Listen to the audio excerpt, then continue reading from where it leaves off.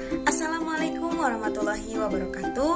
Perkenalkan, nama saya Farida Gustiani Hadi Putri, mahasiswa program studi Pendidikan Guru Pendidikan Anak Usia Dini Universitas Pendidikan Indonesia Kampus Tasikmalaya Angkatan 2020. Pada kesempatan kali ini, saya akan memaparkan isi dari artikel ilmiah yang telah saya buat. Sebelumnya, saya ingin mengucapkan banyak terima kasih kepada Ibu Dr. Seni Aprilia MPD selaku dosen pengampu mata kuliah Pendidikan Bahasa Indonesia karena telah membimbing saya dalam menyusun artikel ilmiah ini. Artikel ilmiah yang telah saya buat berjudul Motivasi yang mendasari timbulnya resiliensi pendidik PAUD ketika mengajar di daerah terpencil. Terdapat beberapa hal yang akan saya bahas dalam pemaparan artikel ilmiah ini. Di antaranya adalah yang pertama ada pendahuluan, dan yang kedua ada kajian teori. Yang ketiga ada metode penelitian. Yang keempat, hasil dan pembahasan, dan yang terakhir, yang kelima, ada simpulan. Mari kita masuk ke ranah pendahuluan. Hal yang mendasari mengapa saya memilih judul artikel ilmiah motivasi yang mendasari timbulnya resiliensi pendidik PAUD ketika mengajar di daerah terpencil adalah seperti yang telah kita tahu bahwa pendidikan anak usia dini adalah tahapan pendidikan yang sangat vital dan sangat penting bagi perkembangan anak usia dini di masa yang akan datang. Anak usia dini merupakan individu yang memiliki karakteristik khas yang sedang mengalami fase terpenting dalam hidupnya, yakni fase golden age atau masa keemasan.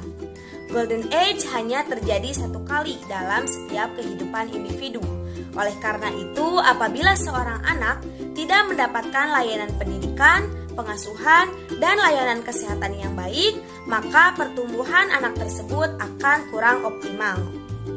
Pada hakikatnya, setiap anak berhak mendapatkan layanan pendidikan yang baik, tidak terkecuali dengan anak yang hidup di daerah terpencil yang terbatas sarana dan prasarana.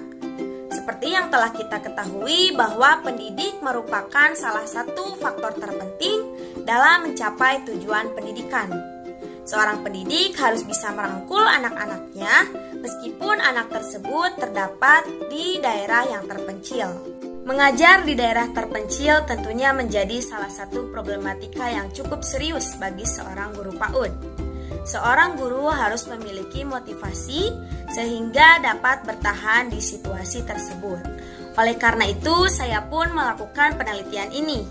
Penelitian ini dimaksudkan agar seorang pendidik PAUD dapat mengetahui motivasi apa sajakah yang harus kita miliki sehingga menimbulkan resiliensi ketika mengajar di daerah terpencil. Selanjutnya, mari masuk ke ranah kajian teori. Yang pertama ada pengertian pendidikan anak usia dini.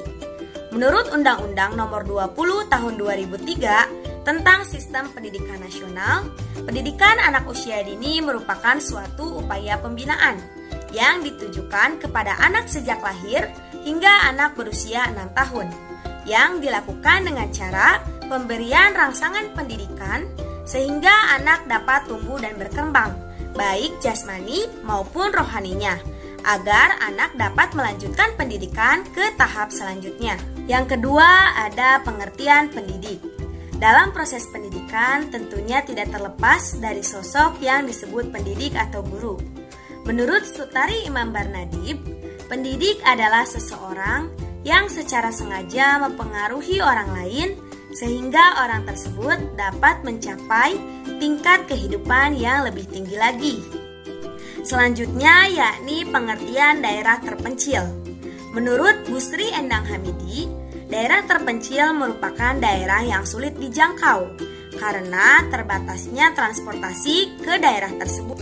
Yang keempat ada pengertian motivasi. Menurut Siagian, motivasi merupakan daya pendorong yang menyebabkan seseorang mau dan rela mengerahkan kemampuannya serta tenaga dan waktunya untuk memenuhi kewajibannya. Dan yang terakhir ada pengertian resiliensi. Resiliensi menurut Ray Fish dan Sate pada tahun 2002 merupakan kemampuan beradaptasi seseorang dan tetap teguh dalam situasi yang sulit. Selanjutnya mari kita masuk ke ranah metode penelitian. Metode yang saya gunakan dalam penelitian ini yakni metode studi literatur, di mana saya mendapatkan sumber-sumber dari jurnal serta artikel ilmiah lain dan beberapa referensi lainnya yang tentunya relevan dengan hal yang dibahas. Berikut beberapa hasil dan pembahasan dari penelitian ini. Pertama, yakni dikemukakan oleh Priyatno bahwa motivasi terdiri menjadi dua bagian. Yang pertama, motivasi intrinsik yang timbul dari dalam diri seseorang, dan yang kedua, motivasi ekstrinsik yang timbul dari luar diri seseorang. Sedangkan menurut Sardiman, motivasi intrinsik tidak perlu dirangsang dari luar, karena dalam diri setiap individu sudah ada dorongan untuk melakukan sesuatu. Sedangkan motivasi ekstrinsik perlu dorongan dan perangsang dari luar. Dengan yang dikatakan oleh Francisca bahwa motivasi intrinsik dimiliki oleh pendidik tidak lepas dari rasa kepedulian mereka terhadap pentingnya pendidikan sejak usia dini. Sedangkan motivasi ekstrinsik berasal pada kenyamanan berupa rasa kekeluargaan satu sama lain di antara para pendidik. Hasil penelitian yang dilakukan Ndin Wicaksono dan Titik Mutia lebih kompleks lagi. Terdapat berbagai motivasi intrinsik yang mendasari timbulnya resiliensi pendidik PAUD ketika mengajar di daerah terpencil. Di antaranya, yang pertama ada regulasi emosi, yang kedua ada pengendalian impuls, yang ketiga rasa optimisme, dan yang terakhir ada rasa empati. Pada garis besar, motivasi yang dapat menimbulkan resiliensi pendidik PAUD ketika mengajar di daerah terpencil terbagi menjadi dua. Yang pertama motivasi intrinsik dan yang kedua motivasi ekstrinsik.